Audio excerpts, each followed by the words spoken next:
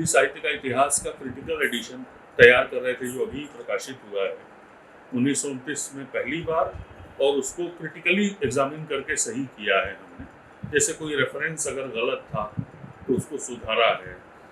और शुक्ल जी की वर्तनी जो थी इतने वर्षों में बिगड़ गई थी बार बार कंपोज होने से, तो उसको 100 साल पहले वाली कॉपी से मिला के कॉमा, समासिक चिन्ह, हाइफन, डैश लगाते हुए, किसी किताब का नाम गलत प्रोनाउंस होने की वजह से गलत छप गया है तो उसको ठीक किया है, किसी कवि का जन्म मरणवंश गलत छपा है तो उसको ठीक किया है।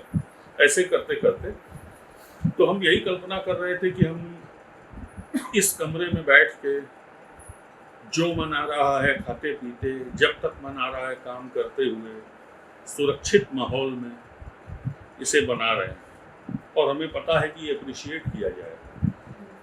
उनको क्या पता था, लालटेन जल रहा होगा, आंधी चल रही होगी यहीं पर, झोपड़ी की फूस जो है उड़ रही होगी, घर पे खाना कैसे बनेगा, ये स्वयंसेवी संस्था वेतन कहाँ से देगी,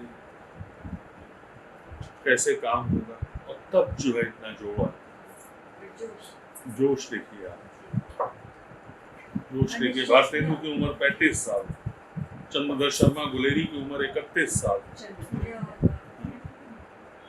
आप भारतेंदु के घर जाएंगे तो वो तो तीर्थ है आधुनिक हिंदी साहित्य का। वहां भी बाहर जो शिलापट्ट है वो नागरिक प्रचारणी सभा ने लगाया, क्योंकि भारतेंदु के जो फुफेरे भाई थे बाबू राधा कृष्ण दास, जो उनसे उम्र में छोटे थे, उनके एक तरह से उत्तराधिकारी जैसे थे, वो इस सभा के पहले सभापति थे।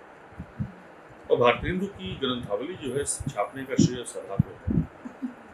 सभा ने ही छापा था पहली बार पूरा भारतेंदु, कविता, नाटक, संस्मरण, उनकी आलोचना, उनकी पत्रकारिता।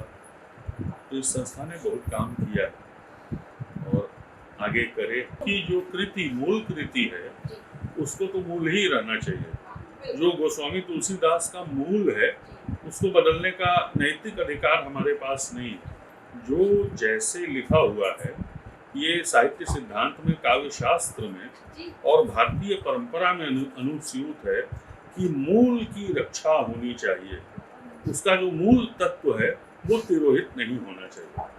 मूल में जो कुछ भी है, और अगर कोई लहर है, अगर कोई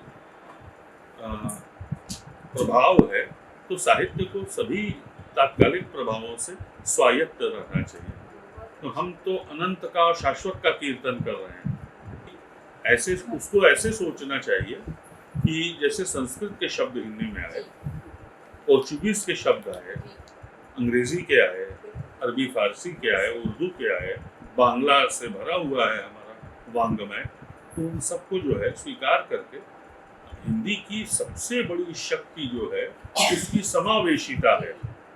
और मुझे ऐसा लगता है कि अंग्रेजी के बाद, अंग्रेजी के समानांतर जितनी समावेशिता होगी उतने आप बड़े होते जाएंगे।